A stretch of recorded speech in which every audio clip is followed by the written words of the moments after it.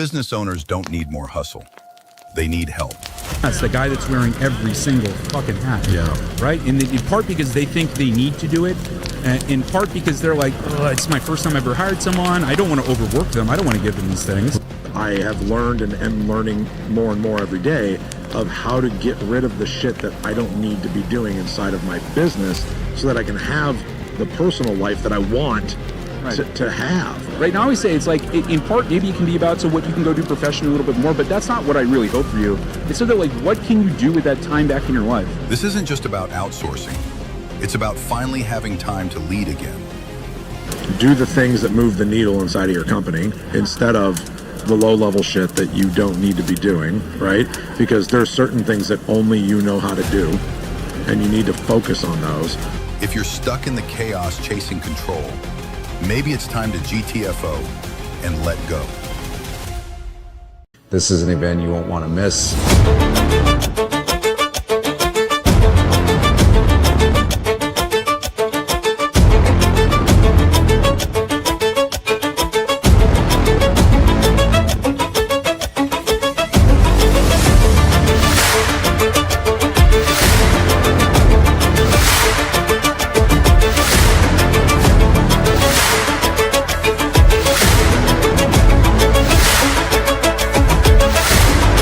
I think the number one thing that I take away from this is the challenge. You're always challenged on multiple levels, mentally, physically, spiritually. We've been challenged every day since we've been here.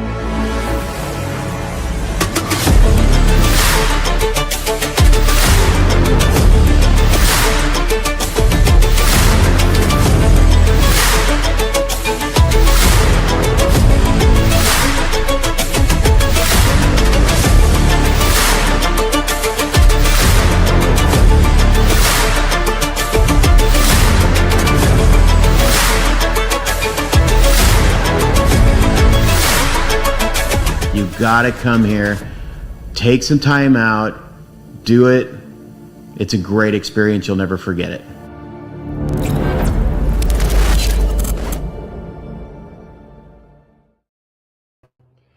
Welcome back to another episode of F&S Words with Eric and Adam. There he is. Welcome back, Adam. How are you? I'm incredibly well, Eric. This is our first episode with me live from Deutschland. Live from, say it again? Germany. We'll Americanize this for. Okay, thank you. I appreciate that since that's where we are. I just want to say I played the second video. I saw your face when I fucking played it. 100%. I wanted to make fun of you for this because you told me last time this was sold out. I played it just so people could be sad that they can't. And so that's great. All right, we're gonna rub salt in the wound so that people understand what they're missing out on and they can never have because they're not good enough to have it. Then play it 100 times. Yeah. Fuck this podcast. Let's make them fucking jealous. Yes. We're just gonna keep running it on a fucking loop. Just so everybody be like, I want to go on that and be like, you can't. You didn't fucking commit. Bad. Tough fucking shit. No. Correct. No. Correct.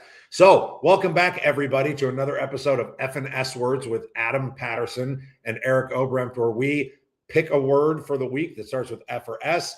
We discuss it, how it helps you in your life, your business, and then we'll wrap it all up into a neat little fucking bow. So, Adam, what do you got for us today? I've got a word, Eric. Okay. I've got a word. Just like every other week, I've got a word. Can you see again? I inevitably I have to share this fucking picture because I've never looked cooler in my life than I look in this. Oh, there it is. Here. Yes, right there. You got it. All right, perfect. And this week we've got one word. It's going to start with the letter S.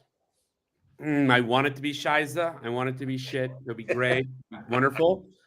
But it's not. It's something that's actually valuable to us and to our existence. And it's not stress, although I still hold the card that I want to redo that episode because I was fucking tired. And though some weird outside group says it's a top podcast of the day, they clearly didn't watch it. So our S word for today, Eric, is surgery. Surgery. Yeah. And you might think, how the fuck does surgery relate to running a roofing business? Can't wait to find out. Yeah, we're going to really draw some tangential abstract lines here. No, I mean, what I would tell you would be this. Every single growing company all the time needs surgery. Eventually, right? You eventually need surgery.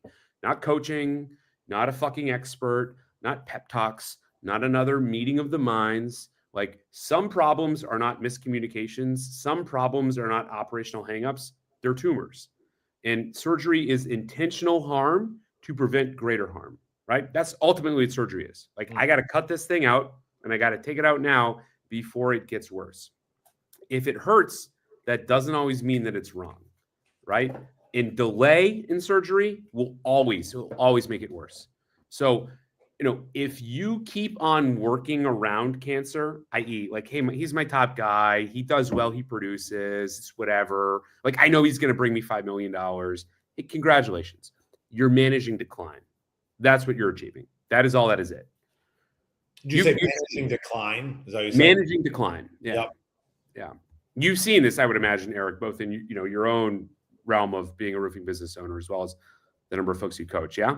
1,000%. I mean, and that's a perfect example of it, because a lot of times that's the first thing we go to is salespeople, right? And it's not just salespeople, but like, you will justify keeping a salesperson for longer than you should just because of what they're producing. But what you're not realizing a lot of the time is what other people aren't producing because of that person, right? Yep. And so then we as business owners see that as, oh, if we get rid of that, if we have surgery and we eliminate that human from there, we're eliminating that $2 million a year in revenue, or that $3 million a year in revenue. But what we're not realizing is that we probably have people that are underperforming because of the systematic damage that he's causing inside of the organization. I assume that's exactly right. Yeah. And oftentimes, like, we talk about like surgery, and I'll call it cancer. What does cancer look like within an organization? Yep. It looks like a salesperson who poisons culture. It looks like a toxic high performer. It looks like a manager that everybody tiptoes around because they're worried about the response to things. Yeah. It's a PM who creates chaos, but they know the system. They know the system so well, but I'm going to create chaos in and around it. It's, a process that everybody hates doing and doesn't drive the business forward, but nobody raises their hand to challenge, right? And it's also, for what it's worth, it's a homeowner or an area we might work in that drain energy, margin, and morale. And like, cancer isn't always loud. This is the big thing that I think people overlook. Sometimes it's familiar. It's really familiar. We're used to it, right? I've had, for my entire life, incredibly toxic, cancerous, intimate relationships because I was just going to say that. Yes. Yeah. Well, we've turned that page. We have. But how long did you let it fucking grow? 40 years. Right. Yeah. So, and people avoid surgery because of familiarity. They avoid it because of emotional attachment. The big one, the one I hear all the time, is like short-term pain. Like, oh, what am I going to give up today? Mm-hmm. Oh, what are the next 6 months going to feel like? Who fucking cares? What are the next 3 years going to look like if you continue to tolerate this? Like, what if it gets worse? And the big one, right? And the one that people don't name, which is identity entanglement.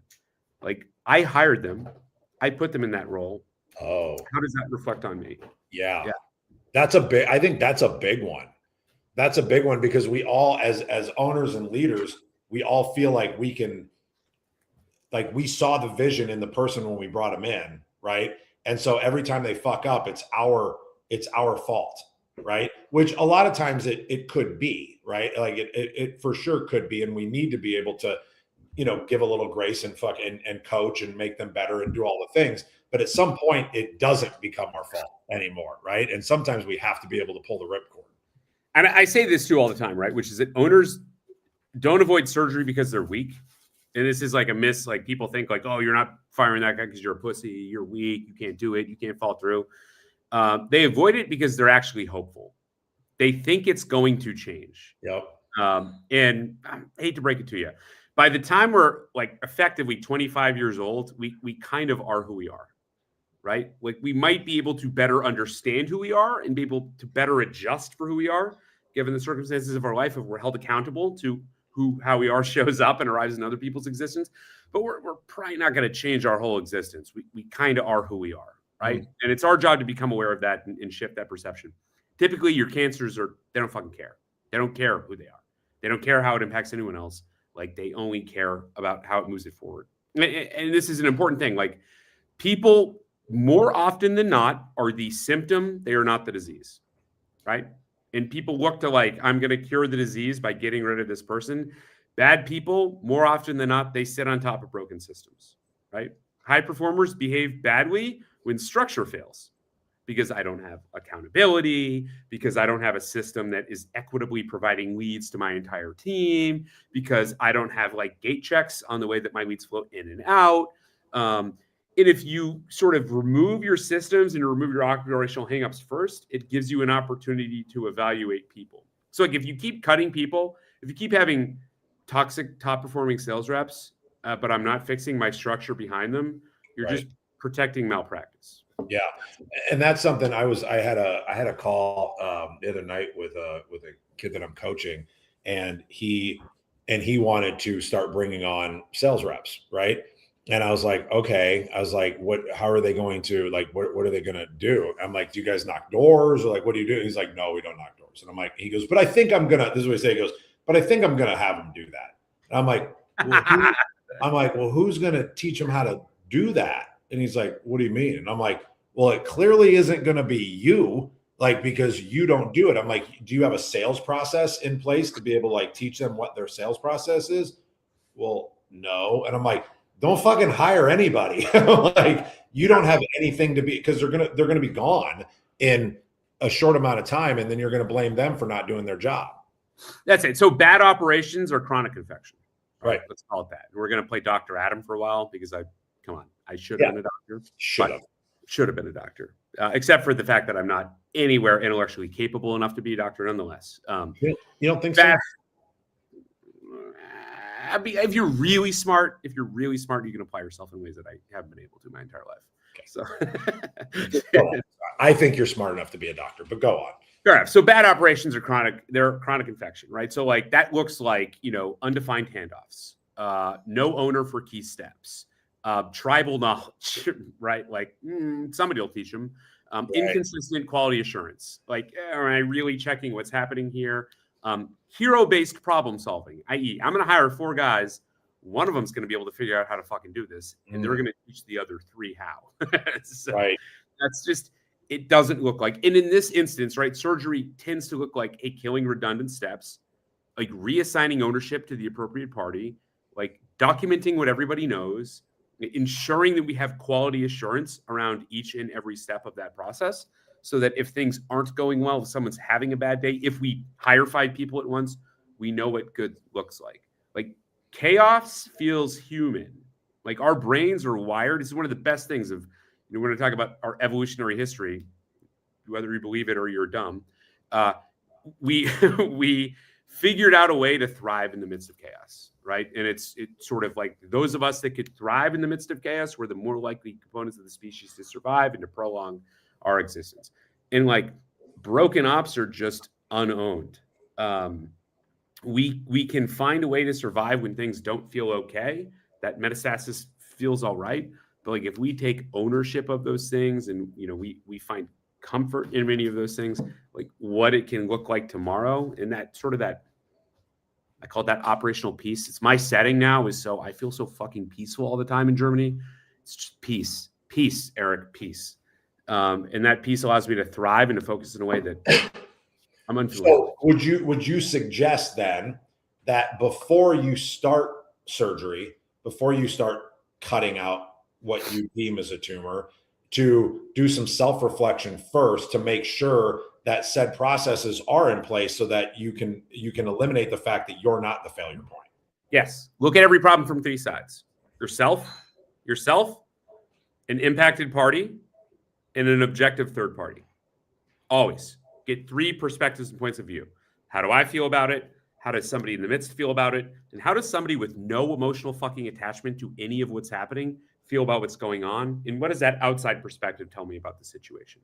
What's a good opportunity? What's a good person for that outside perspective? Like, what would be an example of somebody for that for people? It's great. I'm speaking to one right now, right? So finding a guy that's like been in the weeds and has been an operator and has excelled in as an operator and it's like run into a lot of those walls, into those challenges. The hardest trick is, like, I'm talking to somebody that knows this. I've coached executives for years. Getting them to listen is the remarkable thing. But if you go into those relationships and you're willing to hear what the other side has to say, right? Folks that are have like areas of expertise in like, not to nominate myself or Chris Roll, but like, work hand in hand with operators in developing best practice processes and approach to market to solve same or similar challenges within other businesses that might look just like yours, right? That have, have experience, direct experience in your industry, in your space, and with folks that are facing similar things. But have no emotional attachment to you, your business, or any of your processes in place. Right. So. Because at the end of the day, whether they're utilizing a you or a Chris or a me or somebody like that to come in as a third party to look at it and give advice, it's what you said in the beginning. Are you going to be willing to shut the fuck up and listen to them and what they have to say? It doesn't mean that you have to do everything that they say, right? Because maybe you disagree, and that's fine. It's your fucking business. You can do what you want, right? But if you're gonna pay somebody, right, or you're gonna use somebody's time to come in and have these conversations with you, are you going to actually take the time to take in the information and dissect it, right? Or are you going to be like, I know everything. I have to be the smartest guy in the room, and I don't want anybody to tell me something. Like, there's no better feeling that I have than when I'm sitting with literally like with you or Chris, because you guys are two of the people that I have these amazing conversations with, and I go, oh yeah, I didn't fucking think of that. I get excited about that, but there's other people that are like, fuck, you know what I mean? And they get upset about it, and then they put a wall up and they block it out. They dig in and they keep repeating the same mistake time and time again. That one's funny. I just know I'm laughing on the other side. Right. But it's frustrating as shit, right? That is. It is, because I care. I care about you. It's going to hold you back more than anything. Yep. Yeah. And I know what the end of that story looks like. In 4 months, you're going to call me and say, I should have listened to you. Right. We've all gotten that call. Yeah. Me too. We've all gotten that call. So let's talk about, okay, so we're talking about surgery. We're talking about figuring that out. We can look at the symptoms too. I think symptoms are an important one. And the one that I would tell you, if these are what I call the silent tumors, okay? Silent tumors, which are, if you have any of these 4 things in place in your business right now, you've got cancer growing, which are, you don't have a weekly cash flow view, no weekly cash flow view, that's a tumor. You've got blended margins, that's a tumor. Your job costing is done eventually, right? Not pre-margining jobs, that is a tumor. You don't have confidence in your forecast. That is a tumor, right? Those are tumors. Any one of those 4 things that you have today, that will become cancer. I unassuredly promise you. So again, no weekly cash flow, blended margin, job costing done eventually and not pre-margining jobs, and no forecast confidence. Any one of those 4 things is true. You have cancer growing. I promise. So let's dig in real quick to those 4, because I think those are really important. I'll guarantee that there's people that are watching that heard the 4 things and went, I don't even understand what a couple of them are, right? So let's talk about understanding what a weekly cash flow conversation would look like. Yeah. So a weekly cash flow view would be like right, we're looking at, getting reports on jobs built, on cash in, on cash out, getting an understanding on what I'm buying in terms of inventory for builds for the following week. I'm looking at my net and my gross on a week by week basis to get a pretty good baseline understanding of, is that number going up, right? And if it's going down, how does that compare against my scheduled jobs number? There are so many people that I talk to that it's like, there's so much variability in their weekly cash flow, their weekly net and gross. And typically you should be able to point to this and say like, oh yeah, okay, like your net's down this week, but you bought material because you have 14 builds next week and you did 6 the prior week. So I get it. I understand it. You've got deposits. It is what it is. There are people that like those numbers are inverse and they're still in the same situation. It's sort of like that should be ringing alarm bells. Yep. I should know that problem before that problem looks like I've been the bank for State Farm for 4 months and I'm not collecting money on any of my jobs. And I'm going to be shut down financially if I don't pull in $400,000 to $500,000 over the course of the next 2 weeks, right? Because it will happen. It will happen, right? So blended margins. What do you mean by that? I'd actually go before I get to blended margins. I want to get to blended margins because the one I think that is the biggest one that is I see most commonly in this industry is for week forecast, weekly forecasted. So like not having confidence in my forecastability for the following 2 months, right? So this is I'm at a breaking news. None of you fuckers run roofing companies. You all run sales and marketing engines. That's it. That's all you do. You run sales and marketing companies under great marketing umbrellas, hopefully, ideally, with repeatable structured systems and processes that have the ability to bring predictable revenue in long term. So before I get to blended margins, because I don't want to lose people and I don't want to lose the most important and emphasized point here, if you do not have confidence that 80% of what you forecast weekend, we'll call it biweekly or monthly, is something that you can put a lot of weight into and put a lot of faith in, then you've got a fucking enormous tumor.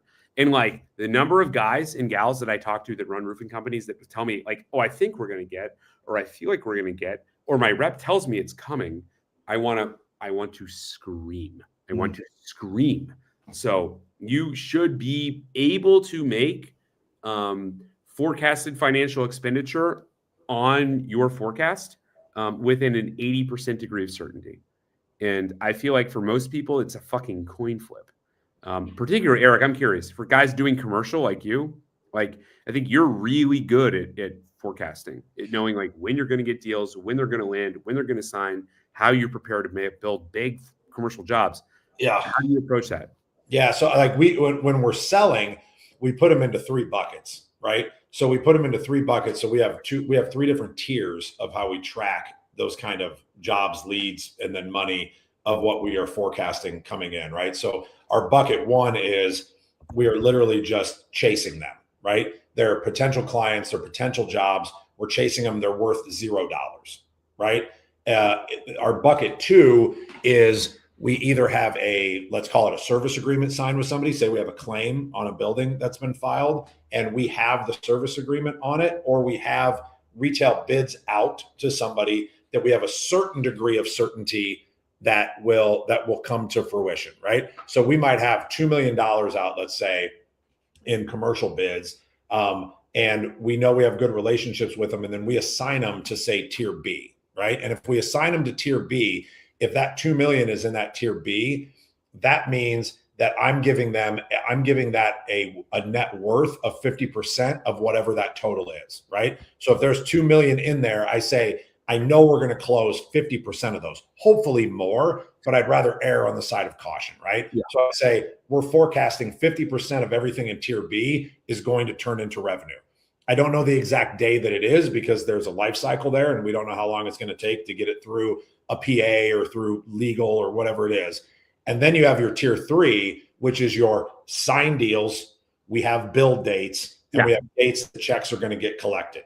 And so this is why I ask you to say this, because there's fucking science behind it. There's science, there's timeframes, there's deliverables, there's expectations. So I don't mean to skip over blended margins. We'll get no. I like this one better. I was just going. I think this one is more important. Agreed. I think this one is critically more important because I talk to roofing company owners every fucking week that tell me like, I think I'm going to get, I feel like I'm going to get, I'm pretty sure I'm getting. My sales guy tells me it's coming, and I want to say, how are you managing a business this way? That's fucking insane. So, yeah, blended margin. So, just quickly. Actually, let's skip blended margins for a minute. No, this one is important as well because I noticed this. I had a conversation on blended margins earlier today, and I think it's an important one. So, like, let's say you do retail roofs, you do insurance roofs, you do repairs, you do gutters and siding, and at the end of the day, you tell me, oh, I run a 32% margin, I run a 33% margin, right? That's blended margin. That number is an average. That is not truth. So some of that work might be 45%. Some of it might be 30. Some of it might be 10. Some of it might be a fucking loss. But when you blend it all together, the losers hide behind the winners, right? And so like blended margins are dangerous because like you can be growing revenue while you're losing money. Mm-hmm. Like 2 of those things are not mutually exclusive. So like owners make expansion decisions off of fake data. I'm running at 33 points. Repair is working. Right. Meanwhile, I'm losing fucking 6 points in every repair I do, but I see my blended margin, and so I think it's working good. Right. Yep. I'm from 28 to 33, so repair must be doing good work. So yes. As a roofing contractor, my first thought is that everybody should be breaking these down into insurance work, retail, resi versus commercial, repair work, and then different trades. because like I know different trades, especially. Because I know for a fact that like a gutter margin for me is fucking 22%, right? Yeah. And an insurance roof might be 42%, but my retail margins are about 34, right? Yeah. I also know that my commercial repair margin should be around 60, right? And if I can figure out how to increase the revenue on my commercial repair division, and I know, hey, if we turn that into a $1 million division inside of the company at a 50 to 60% margin, I'm netting that much more, and I don't even have to gain as much as I would over on the other side. Yeah. Right. Yeah. That is exactly correct. Yeah. Okay. But for you, what feels like any idiot should be doing this, you'd be amazed. I wouldn't, because here's why. I wasn't always that guy, right? Sure. It took me fucking up before I realized, like, holy shit, these numbers matter for growth, right? They don't matter if you're just trying to exist, right? If you are just trying to exist, you're just trying to pay your bills, and if that's your only goal, then fuck it. Just don't do anything, right? It doesn't matter, right? If you're not trying to actually build something and have like an actual entity that's like going in the right direction, then fucking don't do any of it. But if you're actually trying to build an ecosystem that's going to grow and be able to live on its own, then you have to do these things. Exactly right. Exactly right. So the last piece I think is the most important, especially since I have something that's going to help people with it. Yes. Yeah. So my job costing will get done eventually. I just want to be clear. If you're not pre-margining jobs, you should not own a roofing company. Just be blunt. If you're not pre-margining them. Pre-margining, I think. We call that pre-capping. Yep. Pre-capping. Well, we'll call it pre-capping. Well, sure. Yeah. If you're not pre-capping, yeah, you should not own a roofing company.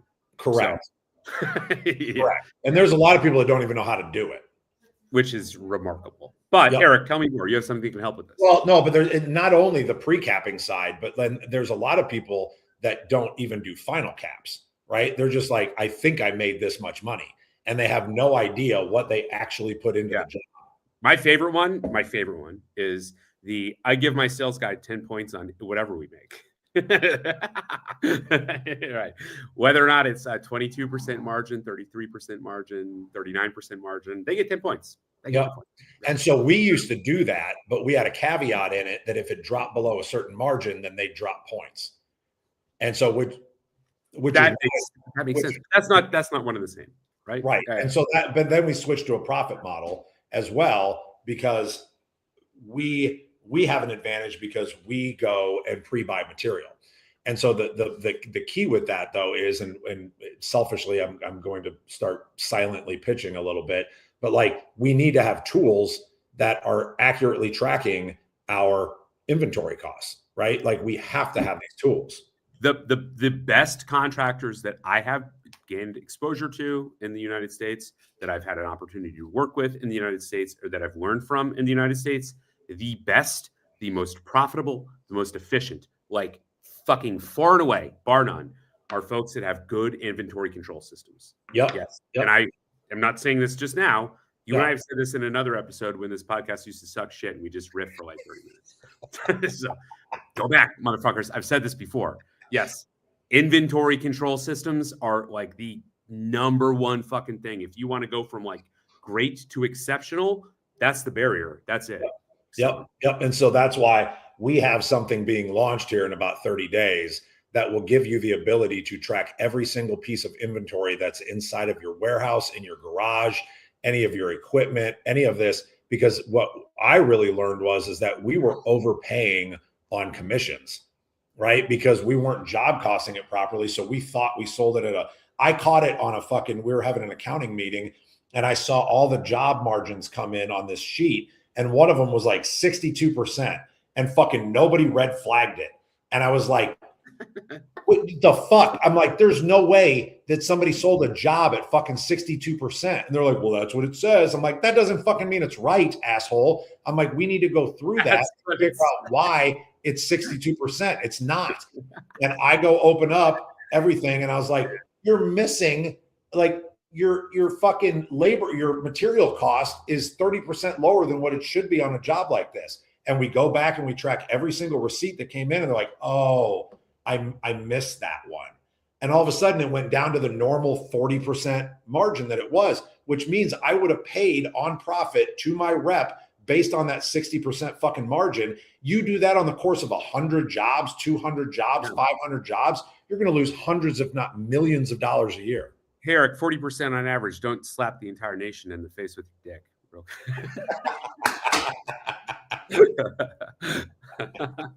Fair. But you see what I know that you know what I'm saying, but like I know exactly what you're saying. But people aren't. You look at that at a volume. In a volume play, that problem becomes consistent. It's right? so it's quickly, both directly from that and indirectly. What I would tell you is that, like, your suppliers all have payment systems that are set up to incentivize quick and fast payment without you being able to capitalize. Like, hey, like, what of that inventory did I restock and repurpose? Yeah, it's so easy for this problem to happen. It's like the entire game is set up for that to happen time again. And the more volume you do, the more likely it is to occur. Yeah. So, and if you're buying anything and if you're stocking anything, like, that's where the real danger comes in too, right? If you're buying a semi-load of felt that's sitting in your garage and you're just letting guys take it out and write it down on a piece of paper and fucking shoot it into the office. Yeah. Who would ever do something like that? Me, right? Like, I mean, I did that. And everyone does. Yes. Yeah, that was why we built the thing that we built. And I'm not going to talk about what it is exactly right now, but in the next 30 days, you guys are going to hear about it a fucking lot because it's going to change the game. I think it's going to change the industry. So anyway, Adam, what else you got? We're up on 32 minutes here. So we're always really good about cutting at 30. We can cut at 30 today. I mean, so I guess I would tell you, like, as we think about like the surgery itself, and I could go on for an hour about this shit because I am a nerd out for a minute, but like the surgery itself, it's tactical, right? So like I always tell people, decide once and execute calm, like really calmly, like never emotional dumping about people or about processes that might involve in any of this. No long fucking explanations. Be decisive, be quick, be like clear in what you're trying to do. And no, this is the big one, and you all get this wrong. No negotiation after decision. Never, ever. Clear reason, clear decision, clear next step. That's it. Surgery is not a debate. It is a procedure. If I'm going in to get fucking neurosurgery, I'm not going to talk to the neurosurgeon about how he's cutting into my goddamn brain. No, I'm going to let him do what he needs to do because he knows what the fuck he's doing. So you need to be that neurosurgeon, right? And when you're making decisions in your business, you're being tactical, you're being clear, you're using objective data, and you're making that choice quick, fast, without negotiation. That is it. And yes, surgery is to repair, right? So like repair steps most owners skip. Like they don't communicate. They communicate why without oversharing. Like they don't re-anchor standards. They don't reassign responsibility and ownership clearly. They don't stabilize the team emotionally. And they don't watch for infection. Infection looks like, hey, when I get cutting out cancer, fear, gossip, doubt, right? They just trust that everything's going to be okay. So like, I'm going to reset production expectations. I'm going to rebuild trust amongst my office staff. I'm going to clean up handoffs. I'm going to close gaps that person was secretly covering because you're always going to encounter those. Yep.